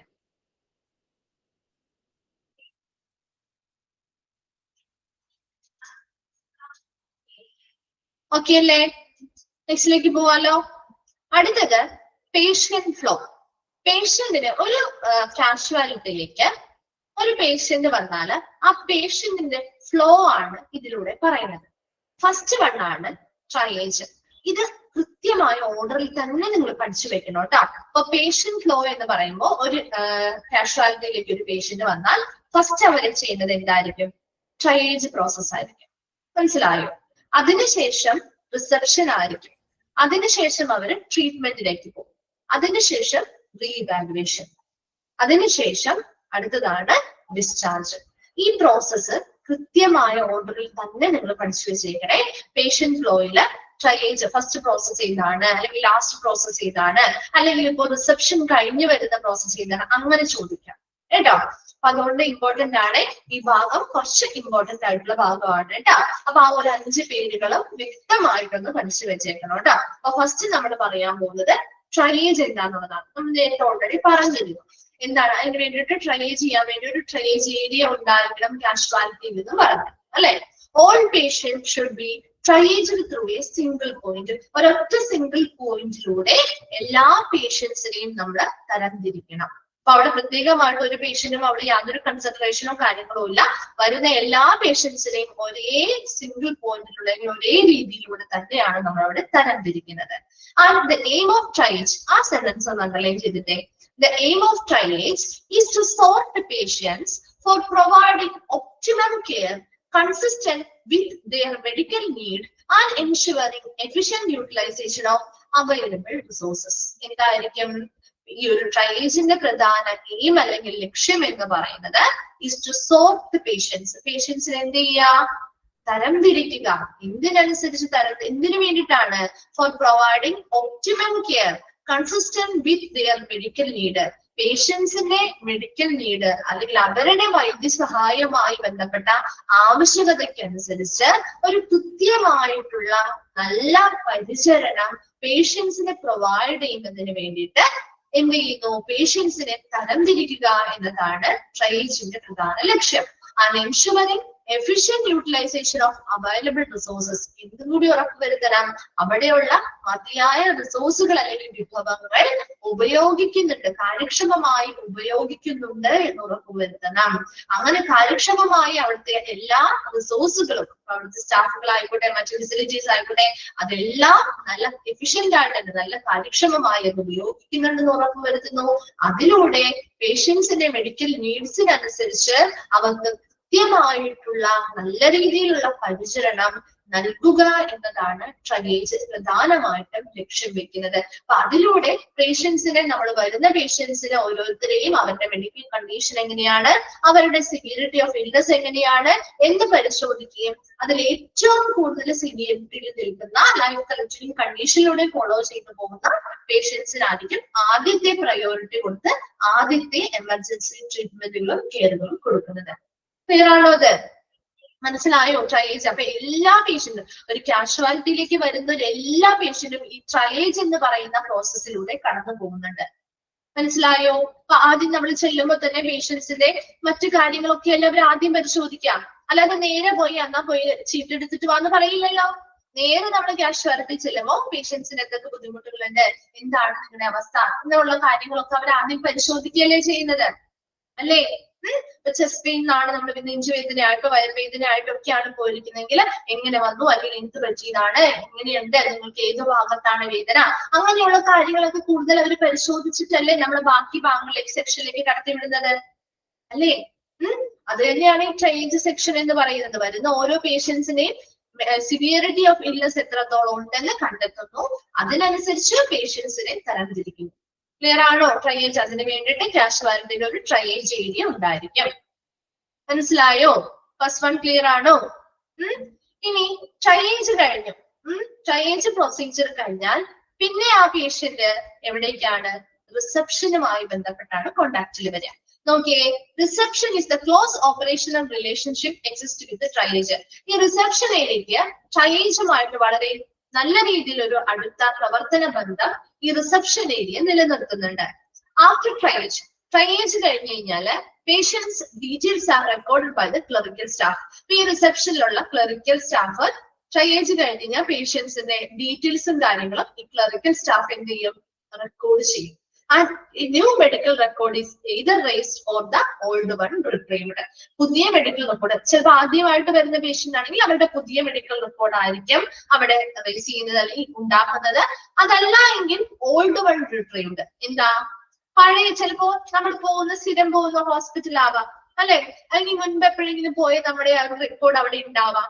അങ്ങനെയാണെങ്കിൽ അത് എന്ത് ചെയ്താൽ മതി, അത് വീണ്ടും എടുത്താൽ മതി അല്ലെ. പിന്നെയും പുതിയത് ക്രിയേറ്റ് ചെയ്യണ്ടല്ലോ, അത് വീണ്ടും എടുക്കാം അല്ലെ. അങ്ങനെ അവിടെ ഇല്ല, അതായത് ഓൾറെഡി പഴയൊരു റെക്കോർഡ് ഇല്ല എങ്കിൽ നമ്മൾ പുതിയൊരു റെക്കോർഡ് നമ്മുടെ പേരിൽ അവിടെ എന്ത് ചെയ്യും, ക്രിയേറ്റ് ചെയ്യും. അല്ല എങ്കിൽ പഴയ റെക്കോർഡ് വീണ്ടെടുക്കുകയും ചെയ്യുന്നു. അപ്പൊ റിസപ്ഷൻ ഏരിയ എപ്പോഴും ട്രയേജുമായിട്ട് അടുത്ത ഒരു പ്രവർത്തന ബന്ധം നിലനിർത്തുന്നുണ്ട്. ട്രയേജിന് ശേഷം പേഷ്യൻസിന്റെ ഡീറ്റെയിൽസ് എല്ലാം അവിടെ ആ ഒരു റിസപ്ഷൻ ഏരിയയിലെ ക്ലറിക്കൽ സ്റ്റാഫുകൾ കൃത്യമായിട്ട് ചോദിച്ച് റെക്കോർഡ് ചെയ്യുന്നു. അതുപോലെ തന്നെ അതിനുശേഷം ഒരു പുതിയ മെഡിക്കൽ റെക്കോർഡോ അല്ലെങ്കിൽ ഓൾറെഡി അവിടെ മെഡിക്കൽ റെക്കോർഡ് ഉണ്ടെങ്കിൽ അത് വീണ്ടെടുക്കുകയോ ചെയ്യുന്നു. അതാണ് റിസപ്ഷൻ ചെയ്യുന്നത്. ക്ലിയർ ആണോ റിസപ്ഷന്റെ ഡ്യൂട്ടി? മനസ്സിലായോ? അപ്പൊ ട്രയേജ് പറഞ്ഞു, റിസപ്ഷൻ പറഞ്ഞു, വ്യക്തമാക്കിയിട്ട് പോണേ, മനസ്സിലാക്കി പോണോ കേട്ടോ. അടുത്തത്, ഇനി നമ്മുടെ റിസപ്ഷൻ കഴിഞ്ഞു, അവരുടെ പരിശോധിച്ചു, അവരുടെ റിസപ്ഷൻ കഴിഞ്ഞ് അവർ പുതിയതായിട്ടുള്ള ഒരു മെഡിക്കൽ റെക്കോർഡ് അവർക്ക് ക്രിയേറ്റ് ചെയ്യും. ഇനി നമ്മൾ എന്താ ചെയ്യാൻ പോകുന്നത്, ഉടനെ തന്നെ അവർക്ക് ആവശ്യമായ ട്രീറ്റ്മെന്റ് കൊടുക്കാണ് അല്ലെ. Patients may be direct to resuscitation area, acute treatment area, consultation or fast track area, medical imaging or waiting area, emergency treatment is initiated. ഇവിടെ നമ്മൾ ആദ്യം ട്രയേജിൽ തന്നെ നമ്മൾ മനസ്സിലാക്കി ഈ പേഷ്യന്റ് ഇന്ന ഏരിയയിലാണ് ട്രീറ്റ്മെന്റ്, റെസസിറ്റേഷൻ ഇപ്പൊ CPR പോലെയുള്ള പ്രവർത്തനങ്ങളാണ് ഈ കാർഡിയോ മോണിറ്ററിംഗിന്റെ സഹായത്തോടു കൂടി അവർക്ക് എന്താണ് അങ്ങനെയുള്ള ട്രീറ്റ്മെന്റ് ആണ് കൊടുക്കുന്നതെങ്കിൽ അവർ റെസിസ്റ്റേഷൻ ഏരിയയിലേക്ക് വിടുന്നു. അപ്പൊ വരുന്ന പേഷ്യന്റിന്റെ കണ്ടീഷൻ അനുസരിച്ച് അവരുടെ മെഡിക്കൽ റെക്കോർഡുകൾ ക്രിയേറ്റ് ചെയ്തതിനു ശേഷം അവരെ ഓരോ ഏരിയയിലേക്ക് അവിടെ നമ്മൾ വിടുകയാണ്. അപ്പൊ റെസിസ്റ്റേഷൻ ഏരിയയിൽ വിടേണ്ട ആളുകളാണെങ്കിൽ അവരെ അങ്ങോട്ട് വിടുന്നു. അക്യൂട്ട് ട്രീറ്റ്മെന്റ് കിട്ടേണ്ട ആളുകളാണെങ്കിൽ അവരെ ആ ഒരു ഏരിയയിലേക്ക് വിടുന്നു. കൺസൾട്ടേഷൻ ഏരിയയിലേക്കാണ് വിടേണ്ടതെങ്കിൽ ആ ഒരു ഏരിയയിലേക്ക് വിടുന്നു. ഇനി മെഡിക്കൽ ഇമേജിംഗ് പോലെ അല്ലെങ്കിൽ അങ്ങനെ എന്തെങ്കിലും പ്രൊസീജിയർ ചെയ്യണമെങ്കിൽ അവിടേക്ക് വിടുന്നു. വെയിറ്റിംഗ് ഏരിയയിലേക്കാണ്, വെയിറ്റ് ചെയ്തിരിക്കാനാണ് പറയുന്നതെങ്കിൽ ആ വെയിറ്റിംഗ് ഏരിയയിലേക്ക് വിടുന്നു. അതിന് അങ്ങനെ ഏത് ഏരിയയിലേക്കാണോ അവരെ വിടുന്നത് അവിടെ എത്തുമ്പോൾ തന്നെ ഉടനെ അവർക്ക് ഇമർജൻസി ട്രീറ്റ്മെന്റ് എന്ത് ചെയ്യും, ആരംഭിക്കുകയും ചെയ്യുന്നു. മനസ്സിലായോ ട്രീറ്റ്മെന്റ് എന്താന്നുള്ളത്? ഇപ്പൊ ട്രയേജിലൂടെ നമുക്ക് മനസ്സിലായി ഈ പേഷ്യന്റിന് ഇന്ന കണ്ടീഷൻ ഉണ്ട്, അപ്പൊ ഇന്ന രീതിയിലുള്ള എമർജൻസി ട്രീറ്റ്മെന്റ് കാര്യങ്ങൾ ഇന്ന ഏരിയയിൽ നിന്നാണ് കൊടുക്കേണ്ടത് നമുക്ക് ഓൾറെഡി ഒരു ഐഡിയ ഉണ്ട്. അപ്പൊ അവരുടെ ആ ഒരു മെഡിക്കൽ റെക്കോർഡ് ക്രിയേറ്റ് ചെയ്യുന്നുണ്ട്, അല്ലെങ്കിൽ വീണ്ടെടുത്തതിന് ശേഷം ഉടനെ തന്നെ നമുക്ക് ട്രീറ്റ്മെന്റ് ആരംഭിക്കണം. അതിനുവേണ്ടി പേഷ്യന്റിന്റെ റെസിസ്റ്റേഷൻ ഏരിയയിലേക്കാണ് അവർ പോവേണ്ടതെങ്കിൽ അവിടേക്ക് വിടുന്നു. അക്യൂട്ട് ട്രീറ്റ്മെന്റിലെ ഏരിയയിലേക്കാണ് വിടേണ്ടതെങ്കിൽ അവിടേക്ക് വിടുന്നു. ആ പേഷ്യന്റിന്റെ കണ്ടീഷൻ അനുസരിച്ചാണ് കേട്ടോ. കൺസൾട്ടേഷൻ ആണ് വേണ്ടെങ്കിൽ ആ ഏരിയയിലേക്ക് വിടുന്നു. മെഡിക്കൽ ഇമേജിങ്ങോ കാര്യങ്ങളോ ചെയ്യണമെങ്കിൽ, ചിത്രങ്ങൾ എടുക്കോ അല്ലെങ്കിൽ എക്സ്റേ കാര്യങ്ങളോ ചെയ്യണമെങ്കിൽ ആ ഏരിയയിലേക്ക് വിടുന്നു. വെയിറ്റിംഗ് ചെയ്യാം, ചിലർക്ക് ഇപ്പൊ ഇഞ്ചക്ഷൻസോ കാര്യങ്ങളോ എടുത്തിട്ട് വെയിറ്റ് ചെയ്യാൻ പറയും ഇല്ലേ. അപ്പൊ അങ്ങനെ വെയിറ്റിംഗ് ഏരിയയിലേക്കാണ് പോവേണ്ടതെങ്കിൽ അല്ലെങ്കിൽ ഇത്ര നേരം വെയിറ്റ് ചെയ്യാൻ പറയുകയാണെങ്കിൽ ആ വെയിറ്റിംഗ് ഏരിയയിലേക്കാണ് വിടുന്നതെങ്കിൽ അങ്ങനെ. അപ്പൊ എവിടേക്കാണ് വിടുന്നത് അവിടെ നിന്ന് ഉടനെ അവർക്ക് എമർജൻസി ട്രീറ്റ്മെന്റ് നമ്മൾ എന്ത് ചെയ്യുകയാണ്, ആരംഭിക്കുകയാണ് ചെയ്യുന്നത്. ക്ലിയർ ആണോ ട്രീറ്റ്മെന്റ്? മനസ്സിലായോ?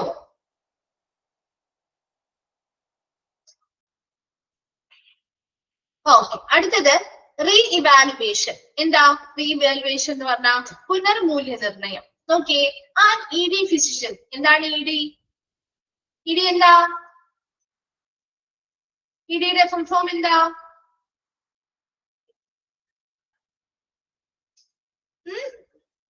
EDയുടെ ഫുൾ ഫോം എന്താ? എമർജൻസി ഡിപ്പാർട്ട്മെന്റ് അല്ലെ. Very good.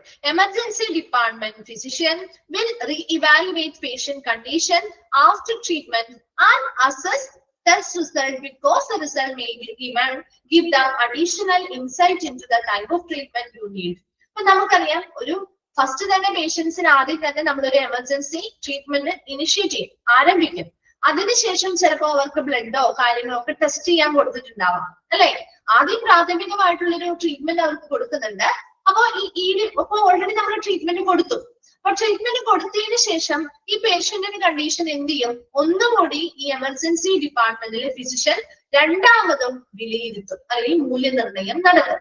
അതാണ് റീ ഇവാലുവേഷൻ എന്ന് പറയുന്നത്. എന്തിനു വേണ്ടിയിട്ടാ? ട്രീറ്റ്മെന്റ് കൊടുത്തതിന് ശേഷം അവരുടെ ടെസ്റ്റുകളൊക്കെ അവർക്ക് ടെസ്റ്റുകളോ കാര്യങ്ങളോ ഒക്കെ നടത്തിയിട്ടുണ്ടെങ്കിൽ അതിന്റെ റിസൾട്ടുകൾ കൃത്യമായിട്ട് ഇവർ വിലയിരുത്തുകയും അതിനനുസരിച്ച് ആ ടെസ്റ്റുകളിലൂടെ ഇവർക്ക് മനസ്സിലാവും, ആ ഡോക്ടർക്ക് മനസ്സിലാവും ഇതിന്റെ ടൈപ്പ് ഓഫ് ട്രീറ്റ്മെന്റ്, ഏത് തരത്തിലുള്ള ട്രീറ്റ്മെന്റ് ആണ് ഈ പേഷ്യന്റിന് വേണ്ടത്, അവരുടെ ആ ഒരു ഹെൽത്ത് കണ്ടീഷൻ എങ്ങനെയാണ്, ആ ടെസ്റ്റിന്റെ റിസൾട്ടിലൂടെയൊക്കെ മനസ്സിലാവും. അപ്പൊ അതിനുള്ള ഒരു അഡീഷണൽ ആയിട്ടുള്ള ഒരു ഇൻസൈറ്റ് അല്ലെങ്കിൽ ഒരു ഉൾക്കാഴ്ച നമുക്ക് ഈ റിസൾട്ടിലൂടെ കിട്ടുന്നുണ്ട്. അപ്പൊ കുറച്ചും കൂടി ആധികാരികമായിട്ടുള്ള ട്രീറ്റ്മെന്റുകൾ ആ പേഷ്യൻസിന് ആർക്ക് കൊടുക്കാൻ പറ്റും, ഈ ഫിസിഷ്യന് കൊടുക്കാൻ പറ്റും, ഈ ഡോക്ടറിന് കൊടുക്കാനായിട്ട് സാധിക്കും. അപ്പൊ റീഇവാലുവേഷൻ എന്ന് പറഞ്ഞാൽ നമ്മൾ ഇനിഷ്യൽ എമർജൻസി ട്രീറ്റ്മെന്റ് ഒക്കെ ആരംഭിച്ചു കഴിഞ്ഞു, അതിനുശേഷം നമ്മൾ ട്രീറ്റ്മെന്റ് കൊടുത്തതിന് ശേഷം അവിടെ ഈ ഇ ഡി ഫിസിഷ്യൻ എന്ത് ചെയ്യുന്നു, അവരെ കുറച്ച് മണിക്കൂറുകൾക്കുള്ളിൽ തന്നെ റീവാലുവേഷൻ ചെയ്യും, മൂല്യനിർണ്ണയം നടത്തും.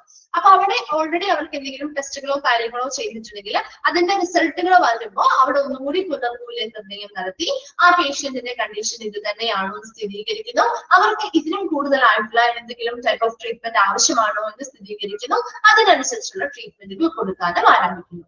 ക്ലിയർ ആണോ റീവാലുവേഷൻ? മനസ്സിലായോ? Okay. Then last one ആണ് discharge. Based on treatment, patient to be removed after stabilization.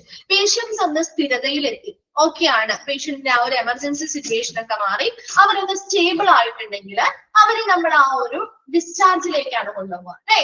അവർ ആ ഒരു കാഷ്വാലിറ്റിയിൽ നിന്ന് ആ ട്രീറ്റ്മെന്റിന്റെ ബേസിസിൽ നമ്മൾ അവിടെ നിന്ന് മാറ്റില്ലേ, അല്ലാതെ കാഷ്വാലിറ്റി തന്നെ കെടുത്തില്ലല്ലോ, ഇല്ല അല്ലെ?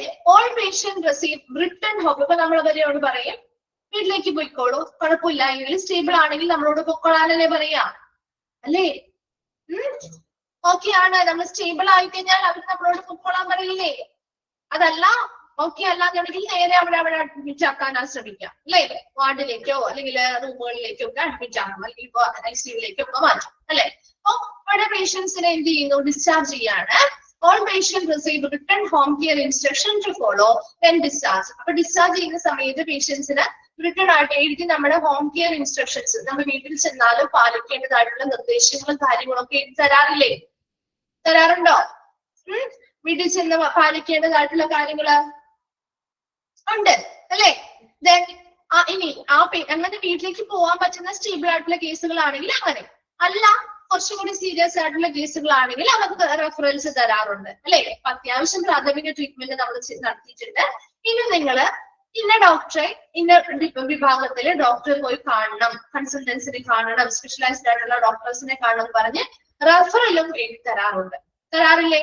ആ ഹോസ്പിറ്റലിൽ തന്നെ ആ ഫെസിലിറ്റി ഉണ്ട്, ആ സർവീസ് കൊടുക്കുന്നുണ്ടെങ്കിൽ അവിടുത്തെ ഡോക്ടേഴ്സിന് തന്നെയായിരിക്കും റെഫറൽ എഴുതി തരിക. അല്ലാതെങ്കിൽ പേഷ്യന്റിന്റെ കണ്ടീഷൻ അനുസരിച്ച് ആവശ്യമാണെങ്കിൽ മറ്റു ഹോസ്പിറ്റലിലേക്കും റെഫറൽസ് എഴുതാറുണ്ട്. ഇതാരല്ലേ? ഇപ്പൊ നൈറ്റൊക്കെയാണ് നമ്മൾ ചെല്ലുന്നതെങ്കിൽ ഓക്കെ ആവുമ്പോൾ നമ്മളെ വിടും, എന്നിട്ട് പറയും നെക്സ്റ്റ് ഡേ വന്ന് ഇന്ന ഡോക്ടറെ കാണണം, പറയാറില്ലേ? പറയാറുണ്ടോ? അല്ല ആ ഹോസ്പിറ്റലില് ആ ഡോക്ടർ ഇല്ല എങ്കിൽ അല്ലെങ്കിൽ ആ സർവീസ് ഇല്ല എങ്കിൽ നമ്മളോട് എന്ത് പറയും? വേറെ ഏതെങ്കിലും ഹോസ്പിറ്റലിലേക്ക് റെഫർ ചെയ്ത് തരും, അല്ലെ? റെഫറൽ ചെയ്ത് തരും, അവിടെ പോയി നിർബന്ധമായിട്ട് നിങ്ങൾ കാണണം എന്ന് പറയും, അല്ലെ? അപ്പൊ ഇത്തരത്തില് ഡിസ്ചാർജ് എന്ന് പറഞ്ഞാൽ based on treatment patient to be removed after stabilisation. അപ്പൊ പേഷ്യൻസിന് കൊടുക്കുന്ന ട്രീറ്റ്മെന്റിന്റെ അടിസ്ഥാനത്തിൽ പേഷ്യന്റ് ഒരു സ്റ്റെബിലൈസേഷൻ അറ്റൈൻ ചെയ്തു അല്ലെങ്കിൽ സ്റ്റേബിൾ ആയി അവരുടെ സ്ഥിരതയിലേക്ക് എത്തിക്കഴിഞ്ഞാൽ അവരെ നമ്മൾ അവിടെ നിന്ന് റിമൂവ് ചെയ്യുന്നു. അതിനെ ഡിസ്ചാർജ് ചെയ്യുന്ന സമയത്ത് ആ ഹോം കെയർ ഇൻസ്ട്രക്ഷൻസ് ഒക്കെ റിട്ടേൺ ആയിട്ട് തന്നെ അവർക്ക് എഴുതി കടത്തിയിട്ടുണ്ടാവും.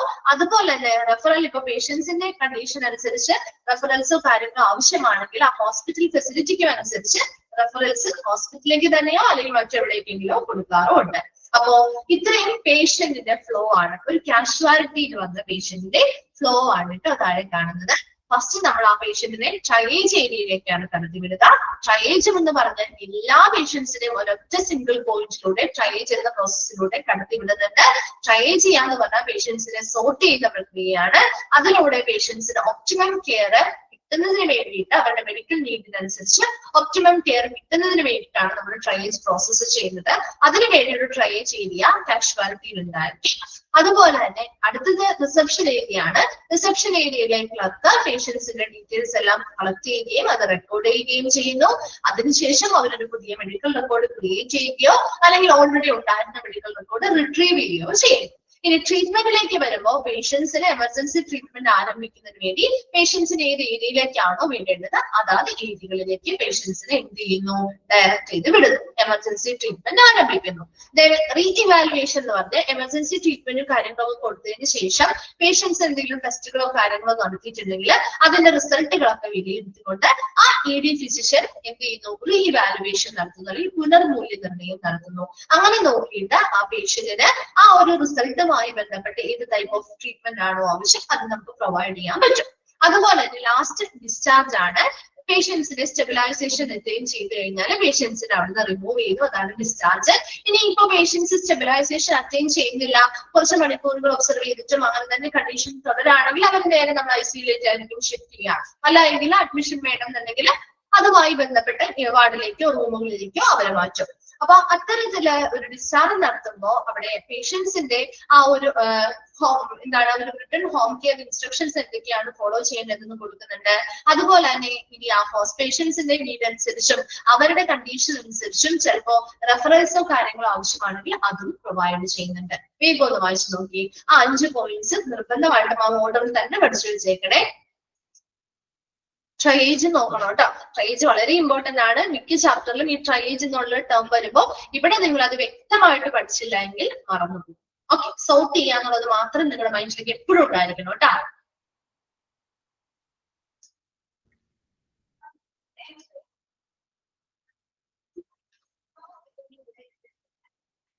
സ്ക്രീൻ അല്ലേ?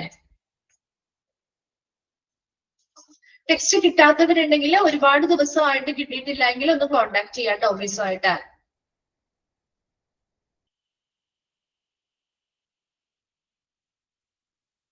ഒത്തിരി പേർക്ക് കിട്ടാത്തതുണ്ടോ?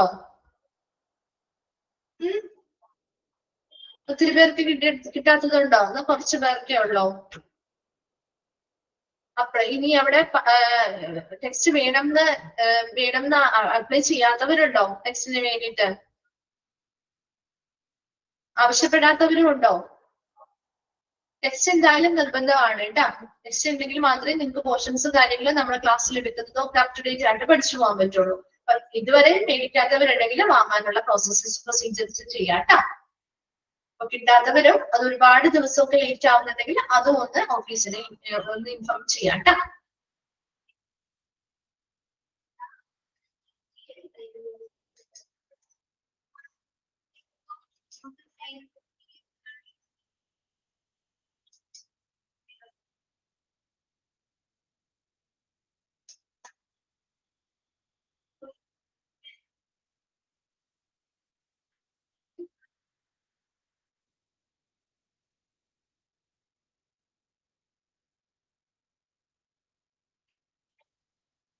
വായിച്ചു കഴിയുമ്പോൾ ഒന്ന് റിപ്ലൈ ചെയ്യണേ.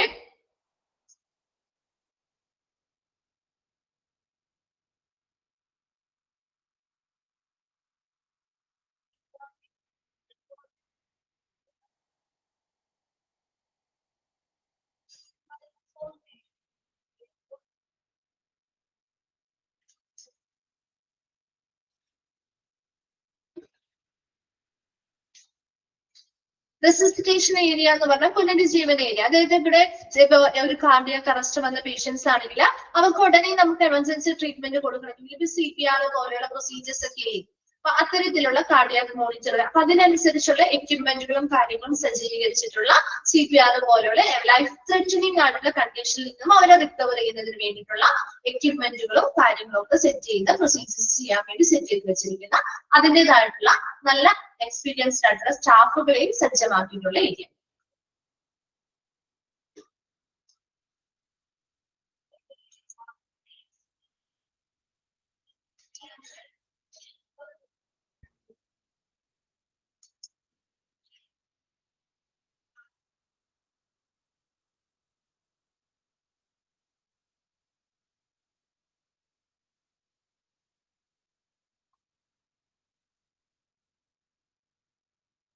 വായിച്ചു കഴിഞ്ഞോ? റിപ്ലൈ ചെയ്തേ. ഓക്കെ, ശരി. നെക്സ്റ്റ് ഭാഗത്തേക്ക് പോവാല. Next emergency department workforce. ഒരു എമർജൻസി ഡിപ്പാർട്ട്മെന്റിലെ വർക്ക് ഫോഴ്സ് അല്ലെങ്കിൽ അവിടുത്തെ സ്റ്റാഫുകളുമായി ബന്ധപ്പെട്ട കാര്യങ്ങളാണ് പറയുന്നത്. ഒരു എമർജൻസി ഡിപ്പാർട്ട്മെന്റിലെ വർക്ക് ഫോഴ്സ് അല്ലെങ്കിൽ അവിടെ പ്രവർത്തിക്കുന്ന ആ വർക്ക് ഫോഴ്സ് എങ്ങനെയാണ്, അതിൽ ആരൊക്കെ ഉൾപ്പെടുന്നുണ്ട് സ്റ്റാഫുകളായിട്ട്, അതാണ് നമ്മൾ നോക്കുന്നത്. First one casualty medical officer വരുന്നുണ്ട്. അപ്പൊ ഈ വർക്ക് ഫോഴ്സിൽ ഉൾപ്പെടുന്നവർ ആരൊക്കെ, അല്ലെങ്കിൽ അല്ലാത്ത ഒരു വ്യക്തിയുടെ പേര് കൊടുത്തിട്ട് ഉൾപ്പെടാത്തത് ആര്, അല്ലെങ്കിൽ മറ്റുള്ള കുറെ ഉൾപ്പെടാത്തത് കൊടുത്തിട്ട് അതിൽ ഒരെണ്ണം മാത്രം കൊടുത്തിട്ട് അത് ചൂസ് ചെയ്യാനായിട്ട് ചോദിക്കാറുണ്ട്. അപ്പൊ ഈ പേരുകൾ മാത്രം പഠിച്ചു വെച്ചാൽ മതി. കാഷ്വാലിറ്റി മെഡിക്കൽ ഓഫീസർ വരുന്നുണ്ട്. കൺസൾട്ടൻസ് ഷുഡ് ബി അവൈലബിൾ, ഇല്ലേ? പല കൺസൾട്ടൻസ് നമുക്ക് പല ഡോക്ടേഴ്സും അവൈലബിൾ അല്ലേ ഒരു കാഷ്വാലിറ്റിയില്. ഇപ്പൊ നമുക്കൊരു ചെസ്റ്റ് പെയിൻ ആണെങ്കിൽ അല്ലെങ്കിൽ മറ്റെന്തെങ്കിലും ഇപ്പൊ ഫ്രാക്ചേഴ്സ് ആണെങ്കിൽ അതിൻ്റെതായിട്ടുള്ള ഡോക്ടേഴ്സ് നമ്മുടെ അടുത്ത് വരാറില്ലേ, കൺസൾട്ടൻസ് വരാറില്ലേ ഡോക്ടേഴ്സ്? ഒരാള് മാത്രമായിരിക്കില്ല, ഒന്നിലധികം ഡോക്ടേഴ്സ് കൺസൾട്ടൻസ് ആയിട്ട് അവിടെ ഉണ്ടായിരിക്കും, പല ഡിപ്പാർട്ട്മെന്റിൽ നിന്നും വരുന്നത്. അതും അവൈലബിൾ ആയിരിക്കും. അതുപോലെ RN ആരാ? Registered nurse. അറിയാത്തവരുണ്ടെങ്കിൽ എഴുതി വെക്കാം കേട്ടോ. രജിസ്റ്റേർഡ് നേഴ്സ് കേട്ടോ, രജിസ്റ്റേർഡ് നേഴ്സ് ഉണ്ടായിരിക്കും. With trained EMT at triage section. Triage സെക്ഷനില് EMT എന്താണ് EMT, അതിന്റെയും എക്സ്പാൻഡഡ് ഫോം ഒന്ന് എഴുതി വെച്ചോ. Emergency medical technician. Emergency medical technicians. Emergency medical technicians. RN registered nurse കേട്ടോ. എമർജൻസി മെഡിക്കൽ ടെക്നീഷ്യൻസ്, നല്ല ട്രെയിൻഡ് ആയിട്ടുള്ള പരിശീലനം ലഭിച്ചിട്ടുള്ള എമർജൻസി മെഡിക്കൽ ടെക്നീഷ്യൻസും ട്രയേജ് സെക്ഷനിൽ ഉണ്ടാവും. അപ്പൊ അത്തരത്തിൽ നമ്മൾ ട്രയേജ് ആണോ ആദ്യത്തെ സെക്ഷൻ. അപ്പൊ ട്രയേജിൽ വരുന്ന പേഷ്യൻസിനെ നമുക്ക് രജിസ്റ്റേർഡ് നേഴ്സും അതുപോലെ ഇത്തരത്തിലുള്ള എമർജൻസി മെഡിക്കൽ ടെക്നീഷ്യൻസും അവരെ കൃത്യമായിട്ട് ഒരു എമർജൻസി മെഡിക്കൽ കെയറും എന്താണ് അതുപോലെ തന്നെ ആ പേഷ്യൻസിന്റെ ട്രാൻസ്പോർട്ടേഷനുമായി ബന്ധപ്പെട്ട കാര്യങ്ങളൊക്കെ നല്ല രീതിയിൽ പ്രൊവൈഡ് ചെയ്യാനായിട്ട് ട്രെയിനിങ് കിട്ടിയിട്ടുള്ള നല്ല പരിശീലനം കിട്ടിയ ആളുകളാണ്. അപ്പൊ അവരായിരിക്കും എന്തെങ്കിലും ഒരു എമർജൻസി വന്ന ആദ്യത്തെ ആ ഒരു സീനിലേക്ക് എത്തുന്ന ഫസ്റ്റ് അറൈവ് ചെയ്യുന്ന ആ ഒരു സീനിലേക്ക് ആദ്യം അറൈവ് ചെയ്യുന്ന ആളുകൾ എന്ന് പറഞ്ഞ എമർജൻസി മെഡിക്കൽ ടെക്നീഷ്യൻസ്. അവർ അതിൽ നല്ല രീതിയിൽ ട്രെയിനിങ് കിട്ടിയിട്ടുള്ള ആളുകളായിരിക്കും. അപ്പൊ അവർക്ക് ഈ പേഷ്യൻസിന്റെ കണ്ടീഷൻ എന്താണ്, അവർക്ക് ഏത് തരത്തിലുള്ള മെഡിക്കൽ കെയർ ആണ് ആവശ്യം, എങ്ങനത്തെ ട്രാൻസ്പോർട്ടേഷൻ ആണ് അവർക്ക് ആവശ്യം എന്നൊക്കെ പെട്ടെന്ന് മനസ്സിലാക്കാനും അതിനനുസരിച്ച് പേഷ്യൻസിനെ സോർട്ട് ചെയ്യാനും പറ്റും. അപ്പൊ അതിന് വേണ്ടിയിട്ട് രജിസ്റ്റേർഡ് നേഴ്സും ട്രെയിൻഡ് ആയിട്ടുള്ള EMT ടെക്നീഷ്യൻസും ഒക്കെ ട്രയേജ് സെക്ഷനിൽ ഉണ്ടായിരിക്കും. അതുപോലെ മറ്റു സ്കിൽഡ് ആയിട്ടുള്ള നഴ്സിംഗ് ടീം ഉണ്ടായിരിക്കും, ഇല്ലേ? സ്കിൽഡ് ആയിട്ടുള്ള ഒരുപാട് നഴ്സിംഗ് ടീം അല്ലെങ്കിൽ ഒരുപാട് നഴ്സസ് ഉൾപ്പെടുന്ന ഒരു നഴ്സിംഗ് ടീം ആ ഒരു കാഷ്വാലിറ്റിയിൽ ഉണ്ടായിരിക്കും. അതുപോലെ ഡയഗ്നോസ്റ്റിക് ടെക്നീഷ്യൻസ്, ഇപ്പൊ എക്സ്റേയോ മറ്റ് ECGയോ കാര്യങ്ങളോ ഒക്കെ എടുക്കുന്നതിനൊക്കെ വേണ്ടിയിട്ട് രോഗനിർണയം നടത്തുന്നതിന് വേണ്ടി ഡയഗ്നോസ്റ്റിക് പ്രൊസീജിയേഴ്സ് ചെയ്യുന്നതിന് വേണ്ടിയിട്ടുള്ള ടെക്നീഷ്യൻസ് ഉണ്ടായിരിക്കും. അതുപോലെ പേഷ്യന്റ് കെയർ അസിസ്റ്റൻസ് ആണ് എക്സിക്യൂട്ടീവ്, രോഗികൾക്ക് പരിചരണം കൊടുക്കുന്നതിന് സഹായിക്കുന്നതിന് വേണ്ടിയിട്ടുള്ള അസിസ്റ്റൻസുകളും എക്സിക്യൂട്ടീവുകളും ഉണ്ടായിരിക്കും. ഒരു എമർജൻസി ഡിപ്പാർട്ട്മെന്റിലെ വർക്ക് ഫോഴ്സ് ആണ് നമ്മൾ പറയുന്നത്. കാഷ്വാലിറ്റി മെഡിക്കൽ ഓഫീസർ ഉണ്ടായിരിക്കും. കൺസൾട്ടൻസ് എന്താണ് പല പല സ്പെഷ്യലൈസ്ഡ് ആയിട്ടുള്ള ഡിപ്പാർട്ട്മെന്റുകളിലെ കൺസൾട്ടൻസ് അവൈലബിൾ ആയിരിക്കും. രജിസ്റ്റേർഡ് നഴ്സും അതുപോലെ ട്രെയിൻഡ് ആയിട്ടുള്ള എമർജൻസി മെഡിക്കൽ ടെക്നീഷ്യൻസും അവൈലബിൾ ആയിരിക്കും. ട്രയേജ് സെക്ഷനിൽ അവൈലബിൾ ആയിരിക്കും. അതുപോലെ സ്കിൽഡ് ആയിട്ടുള്ള നഴ്സിംഗ് ടീം ഉണ്ടായിരിക്കും. ഡയഗ്നോസ്റ്റിക് ടെക്നീഷ്യൻസ്മാരുണ്ടായിരിക്കും. അതുപോലെ പേഷ്യൻസിന് പരിചരണം കൊടുക്കുന്നതിന് വേണ്ടിയിട്ടുള്ള അസിസ്റ്റന്റുകളും എക്സിക്യൂട്ടീവുകളും ഉണ്ടായിരിക്കും. വേഗം ഒന്ന് വായിച്ചു നോക്കിയ എമർജൻസി ഡിപ്പാർട്ട്മെന്റ് വർക്ക് ഫോഴ്സ്.